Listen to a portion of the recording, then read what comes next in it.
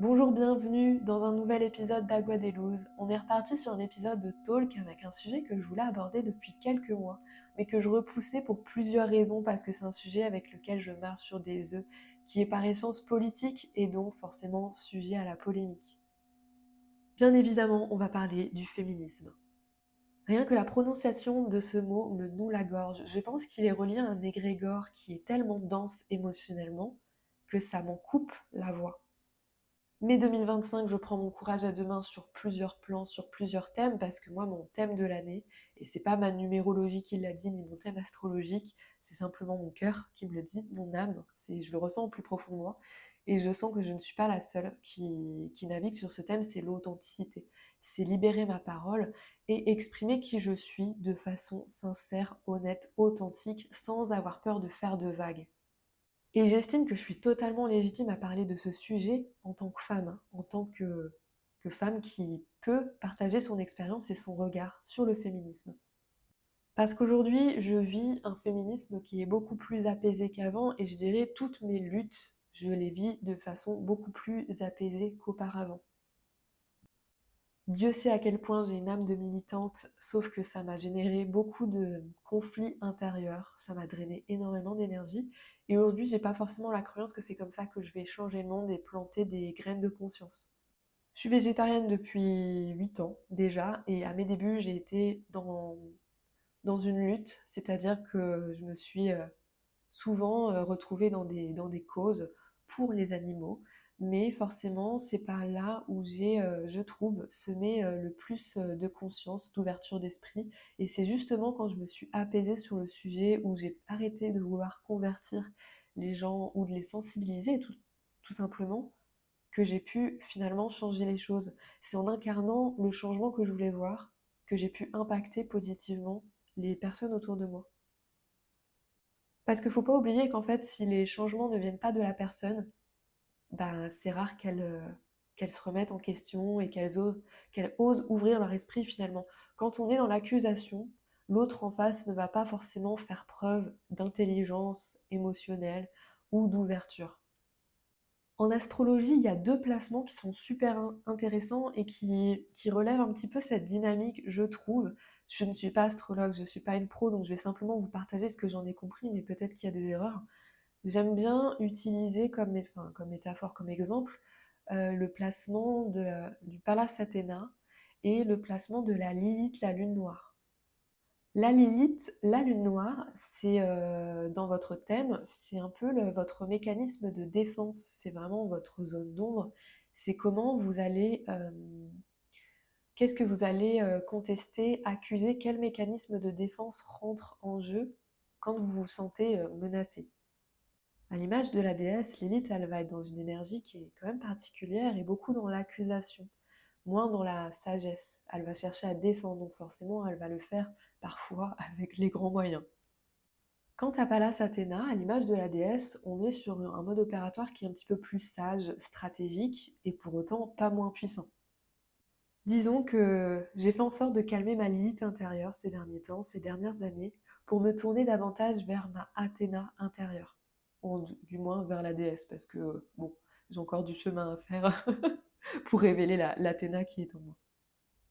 Pour déposer mon regard sur le féminisme, alors je dirais que ça a été nécessaire évidemment, surtout au tout début, hein, franchement, quand on voit ce qu'il y avait en place, le système patriarcal, à quel point il avait pris de l'ampleur, c'était bien évidemment un nécessaire. Les luttes, même les plus extrêmes, j'estime de mon regard qu'elles ont été nécessaires. Et quand je dis extrême, c'est seulement dans leur forme, parce que dans le fond, je ne suis pas sûre qu'on peut qualifier le féminisme d'extrême. Ça dépend depuis quel angle on le voit, mais si être féministe, pour vous, la définition, c'est revendiquer le droit des femmes, honorer le droit des femmes, alors on l'est tous d'une certaine façon, ou en tout cas j'ose espérer. Et c'est un sujet peut-être complexe, mais moi je trouve pas ça si compliqué de respecter les femmes après tout. Et depuis une cinquantaine d'années, alors il y a eu énormément d'évolutions, énormément de progrès sur le sujet, et Dieu merci. Cependant, il y a encore énormément d'axes d'amélioration et parfois des régressions, hein, on le voit dans certains pays. Donc la lutte n'est pas terminée, à vrai dire, mais en tout cas, moi je lutte plus de la même façon. C'est ça que je voulais dire. Là, on n'est que dans mon expérience, mais j'ai aussi la sincère conviction que chacun s'incarne avec une mission qui est différente.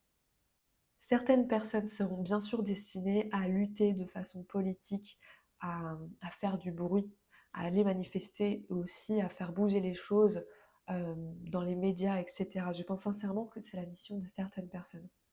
Mais je pense aussi que d'autres personnes sont missionnées pour agir, œuvrer de façon différente. Ça va pas forcément être dans les médias ou prendre position sur les réseaux sociaux. Ça va être en incarnant tout simplement leurs idées. Ou tout simplement à leur échelle au détour d'une conversation. C'est chacun en fait à son échelle a du pouvoir, même si on nous fait penser le contraire. Et d'ailleurs c'est une erreur de penser qu'on n'a aucun pouvoir sur les choses. Reprendre sa souveraineté, c'est aussi ça. C'est considérer qu'on a cette capacité de semer des graines et que ces graines vont pouvoir en semer d'autres. On ne se rend pas compte forcément de l'impact qu'on peut avoir sur les gens, de l'influence qu'on peut avoir, qu'elle soit positive ou négative d'ailleurs. Mais c'est l'erreur de penser en fait, qu'à nous tout seuls, on ne va pas changer le monde. Alors non, c'est pas à nous tout seuls, mais les graines de conscience qu'on va semer vont impacter le monde. Donc je vous apprends rien de folichon, à vrai dire, je pense pas que vous aurez appris grand chose avec cette première partie de cet épisode. Voilà, effectivement, j'ai mon regard sur le féminisme, bah oui, j'estime qu'il est nécessaire et qu'en plus on en a encore besoin aujourd'hui. Après, voilà, chacun sa façon de combattre.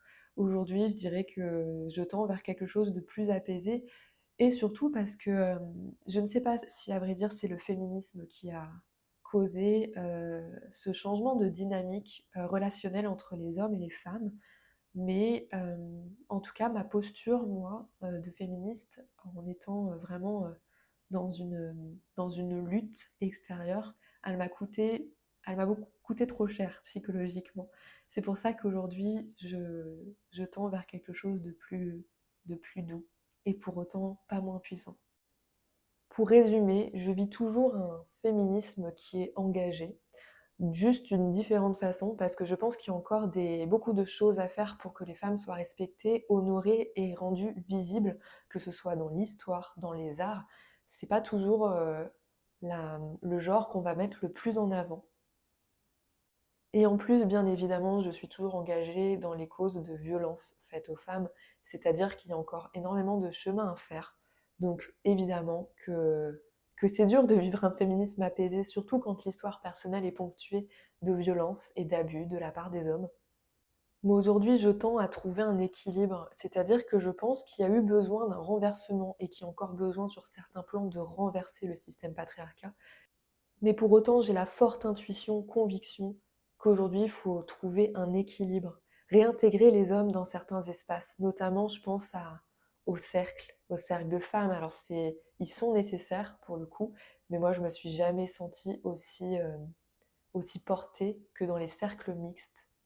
Bien sûr, ça fonctionne uniquement dans les structures où l'ambiance est bienveillante, tolérante, bien évidemment. Mais lorsque j'ai fait des retraites, les retraites féminines ont été d'une puissance vraiment incroyable et ça m'a vraiment aidée.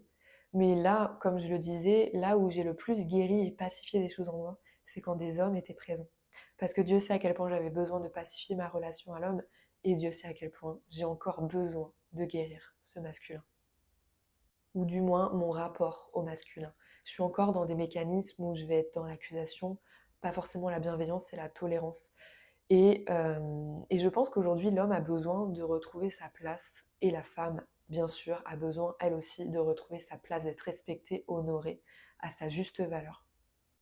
Donc j'en profite pour rebondir sur ce fameux équilibre entre les hommes et les femmes, cette dynamique relationnelle qui a quand même, je pense, changé depuis quelques années. Alors je dis pas que c'était mieux avant, hein, pour le coup. Franchement, c'était pas ouf, je crois bien, avant. En tout cas, avant la montée du féminisme. Après, au temps des anciennes civilisations, peut-être que ça l'était un petit peu mieux, mais je sais pas si on peut transposer ce qui se passait 30 000 ans avant euh, à, à la période qu'on vit actuellement, mais pourquoi pas, ça peut être inspirant.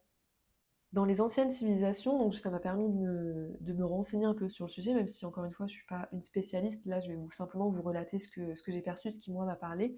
Je me suis notamment renseignée un petit peu plus sur la civilisation de la Lémurie. C'est une civilisation qui aurait existé il y a 30 000 ans, donc il y a quand même très longtemps. On était vraiment sur le tout début. Et les hommes et les femmes avaient leur place, c'est-à-dire que la femme, par essence, était considérée comme plus proche de Dieu, parce qu'elle avait toute cette matrice créatrice, de par le fait qu'elle puisse donner la vie, et elle était destinée à des tâches beaucoup plus spirituelles, chamaniques. Les femmes se réunissaient entre elles très souvent, et c'est elles qui assuraient toute la spiritualité, le sacré de la communauté, parce que c'était pas séparé bien sûr du quotidien des femmes et des hommes de Lémurie, apparemment. En tout cas, encore une fois, je parle que de ce que j'ai lu et observé, hein. Bien sûr, je dis pas que c'est une vérité, chacun adhère ou pas, peu importe. Ici, les hommes étaient, eux, destinés aux tâches très matérielles, c'est-à-dire très ancrées. C'est eux qui allaient chasser et qui cuisinaient, parce que oui, les hommes faisaient la bouffe. Le ménage, la nourriture, etc., c'est des tâches qui sont par essence très masculines, pas forcément d'un point de vue genré, mais d'un point de vue énergie. Si on prend simplement la dynamique féminine, masculine d'un point de vue énergétique, on va être vraiment sur des tâches très dans l'action quand on parle d'énergie masculine. Et dans les tâches féminines, on va être sur des tâches peut-être un peu plus subtiles de création ou de réception. L'énergie masculine, c'est l'énergie qui donne. L'énergie féminine, c'est celle qui reçoit, pour le résumer vraiment de façon grossière. Et donc, dans cette civilisation, chacun avait sa place et ça se passait apparemment très bien. Après, encore une fois, je pense que ça se nuance, que les notions de genre sont à déterminer et que c'est une question de polarité. Et encore une fois, je ne sais pas si aujourd'hui on peut l'appliquer à la période dans laquelle on vit actuellement, mais des fois je me demande comment on a pu arriver à, comment on a pu en arriver là. Alors, enfin si, le système patriarcal a fait qu'on en est arrivé là, mais il faut savoir que la femme avant, et ça c'est dans un autre livre que je l'ai lu, La femme tambour, et pour moi c'est une évidence, la femme était honorée pour ce qu'elle est, parce que c'était une mère, en tout cas, elle représentait l'être qui est capable d'enfanter, de donner la vie.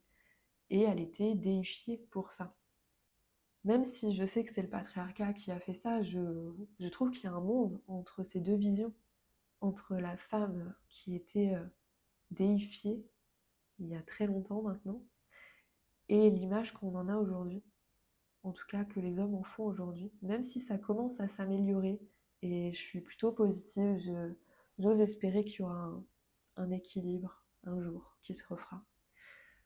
Je me demande des fois comment ça a pu se renverser à ce point, malgré que je connais la réponse. Ça me paraît tellement violent que j'ai du mal à réaliser. Et donc, pour étoffer ma réflexion sur la dynamique relationnelle entre les hommes et les femmes, donc peut-être que ça, je le disais, peut-être que ça divague du féminisme, parce que je suis pas sûre que ce soit le féminisme qui ait nourri ça, mais peut-être qu'une facette de ces luttes euh, ont peut-être influencé notre dynamique homme-femme. Mais c'est une dynamique qu'on retrouvera sûrement dans les couples, notamment homosexuels, hein, pour le coup. Après, là, je vais vous parler que de ce que je connais. Mais le monde ne tourne pas autour d'un simple et seul modèle qui est le couple hétérosexuel homme-femme, bien évidemment. Encore une fois, je pense que c'est aussi une question de polarité et qu'on le retrouve chez chaque individu. De mon regard, de ma vision, c'est comme si finalement, en luttant pour être l'égal de l'homme, on avait endossé tous les rôles. Bien sûr, nous sommes égaux par essence en tant qu'être humain, en tant que... On est égaux en termes de droits humains, en tout cas on devrait l'être. C'est même pas un sujet. Par contre, là où on n'est pas égaux, selon moi, c'est d'un point de vue tout simplement physiologique, énergétique, cyclique, on ne fonctionne pas du tout pareil. Là où un homme sera beaucoup plus linéaire, une femme va être soumise à beaucoup plus de variations, ne serait-ce qu'hormonales. Et donc, même si c'est une merveilleuse chose de nous laisser le choix, bien évidemment que c'est merveilleux d'avoir le choix de pouvoir faire des choses qui étaient interdites aux femmes avant. Mais dans mon expérience, à force d'avoir voulu faire comme les hommes, d'avoir voulu me prouver que je pouvais être l'égale de l'homme sur tous les plans, je me suis déconnectée de mon essence profonde. Je me suis déconnectée de mon énergie de réception, mon énergie féminine. Et je le disais avant, ça m'a coûté très cher. Et c'est pas évident de se déconditionner quand on a grandi avec un modèle, par exemple, de mère solo, pour le coup. Car ce sont les plus bels exemples euh, de femmes qui portent tous les rôles. Les quelques mois de célibat que j'avais pu expérimenter entre mes deux longues relations, j'avais pu observer cette dynamique. À l'époque, c'était ok parce que j'étais encore dans une énergie très yang, très masculine. Alors, quand je dis une énergie masculine, c'était pas forcément sur mon apparence. Je ressemblais pas à un homme, en tout cas, ni dans mon énergie de ce que je dégageais, mais peut-être dans mes actions, dans ma fierté, le fait de je sais pas comment exprimer les choses, mais j'étais dans une énergie masculine où j'étais pas dans l'accueil et la réception. Donc forcément, en face de moi, je pouvais pas attirer une polarité similaire.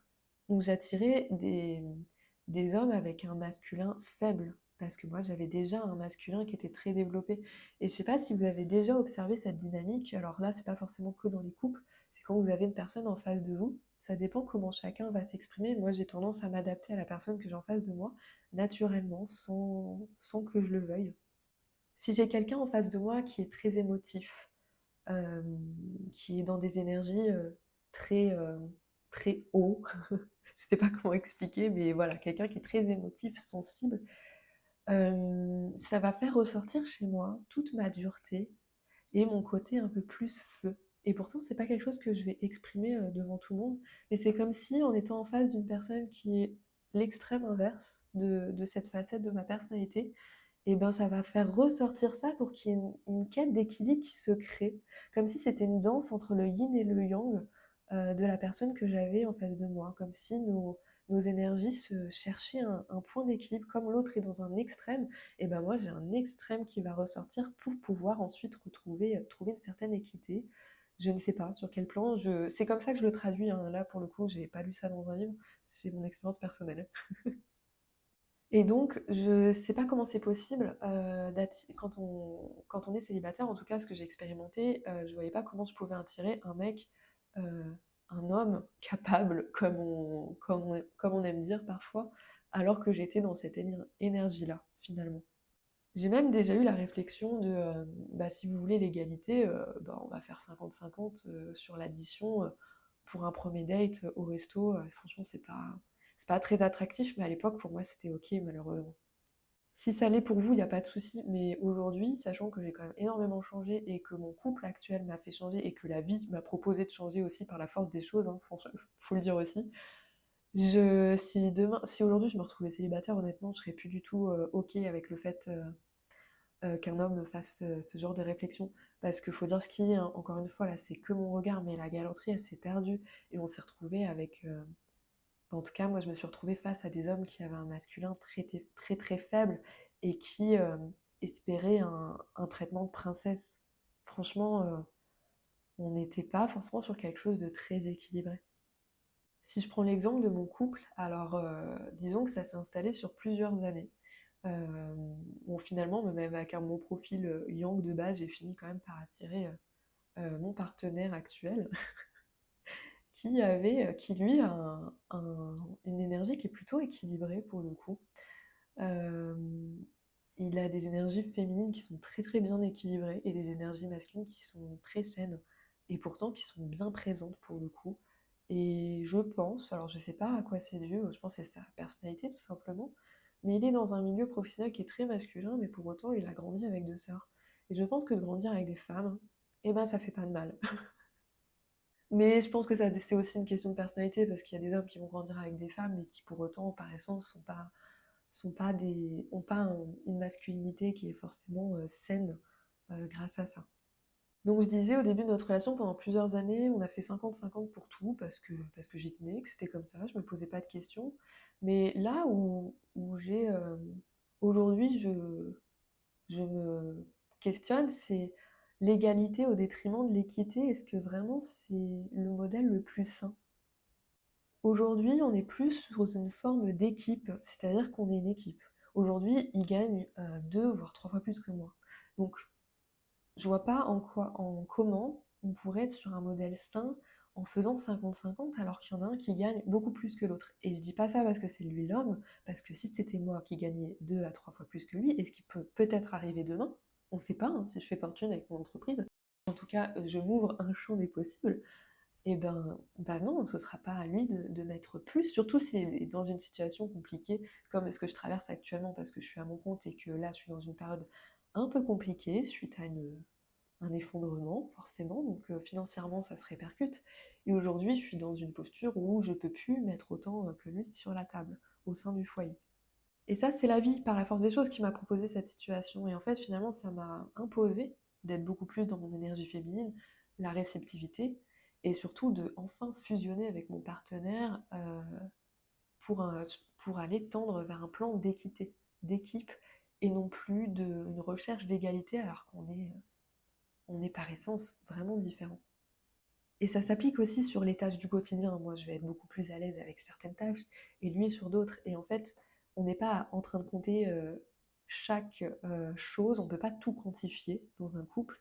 Et chacun apporte selon son énergie du moment aussi ce qu'il peut, sans chercher à que ce soit 50-50. Et la dynamique sera encore différente si un jour on devient parent. Et c'est là où je voulais aussi apporter un regard, c'est-à-dire que aujourd'hui, les femmes qui deviennent mamans, leur carrière est forcément impactée parce qu'une grossesse impacte une carrière, et puis surtout l'accouchement et puis le bébé, l'enfant. Alors qu'un homme, même si bien sûr il va jouer son rôle à différentes mesures, ça dépend desquelles, euh, ils vont être moins impactés, en tout cas leur carrière pour moi ne sera pas du tout impactée. C'est-à-dire que pendant que la femme va enfanter, l'homme va pouvoir continuer de poursuivre sa carrière et puis de s'enrichir, etc., sans se préoccuper sans se préoccuper, sans avoir été impacté euh, par la parentalité comme l'a été sa partenaire. Ça dépend évidemment des couples, hein, bien sûr. Mais la plupart du temps, c'est le modèle que j'observe. Et donc, dans beaucoup de cas, la femme arrête parfois de travailler sur une plus longue période, ou parfois arrête complètement de travailler, parce que parfois faire garder les enfants, ça coûte encore plus cher, ça coûte l'équivalent d'un salaire. Après, chacun fait ce qu'il veut, encore une fois, hein. Il y a des femmes qui veulent retravailler très vite, et je comprends totalement. Je ne sais pas encore quelle maman je serai, je serai la surprise, mais il est possible que j'ai aussi envie, vu que je suis passionnée par ce que je fais, de retravailler très vite, mais pour autant j'aurais été forcément impactée. Donc là, quand les femmes arrêtent de travailler et que l'homme continue de s'enrichir, etc., via sa carrière, ce qui est totalement normal, et puis d'apporter de l'argent au foyer, c'est en cas de séparation où là je trouve que ça devient compliqué parce que ça va favoriser la précarité des femmes. L'homme ne pourra jamais lui rendre toutes ces années où elle s'est occupée des enfants, où elle a été enceinte. Et par essence, parfois les femmes s'occupent, on a beau dire, hein, mais naturellement les femmes vont bien souvent s'occuper un peu plus des enfants que des hommes. C'est naturel, je sais pas, j'en sais rien. Et puis encore une fois, ça dépend des couples, mais encore une fois, c'est plus un modèle qui est le plus répandu, en tout cas dans ce que j'observe. Donc finalement, je trouve qu'il y a il y a une grosse douille. Il y a une grosse douille ici, c'est-à-dire qu'à la femme, surtout quand elle devient maman, on lui demande de continuer d'endosser tous les rôles. C'est celui d'être la leaduse qui planifie tout, qui continue sa carrière, qui est la girl's boss, et la nourricière, la mère, la femme, l'amante. C'est compliqué d'endosser les rôles, de tout endosser quand on est une femme. Bref, tout ça pour dire que dans mon couple, par la force des choses, j'ai retrouvé un équilibre qui est un petit peu plus sur un modèle d'équité que d'égalité, et ça m'a permis de guérir. De guérir auprès d'un masculin qui est développé, qui est sacré, et qui honore mon féminin. Son masculin m'a permis de révéler mon essence féminine. Parce que même si on peut dépasser les notions de genre, en tout cas, une femme est venue servir par essence l'énergie féminine, même si elle contient les deux, et l'homme est venu servir l'énergie masculine, même s'il contient les deux, et que le but c'est de s'unifier, d'équilibrer ces polarités. Évidemment, ça se nuance avec les notions de genre qui peuvent s'effacer parfois, et c'est pas une mauvaise chose, hein, c'est pas du tout là où je veux en venir. mais c'est simplement retrouver un certain équilibre et finalement, peu importe ce qu'on est venu servir, c'est juste que par essence, une femme, euh, une femme cisgenre, elle va par essence servir le divin féminin et inversement. Après, encore une fois, c'est juste mon regard sur le sujet et comme je le dis bien souvent, le monde ne tourne pas autour de ma vision des choses et c'est là la beauté de ce monde, c'est que chacun a son regard, sa propre réalité. Et là où, par exemple, je vais rebondir à nouveau sur le féminisme, mais aussi toutes les luttes, c'est que la limite pour moi des luttes faites, nourries par la colère et l'injustice, et à juste titre, je le dis encore une fois, hein, je suis une femme, je pense que je suis légitime d'en parler, et mon histoire est aussi ponctuée d'histoires violentes, d'abus, d'hommes, donc forcément, je sais très bien, je sais très bien ce que c'est que d'être en colère et de ressentir énormément d'injustice sur ce système et envers les hommes.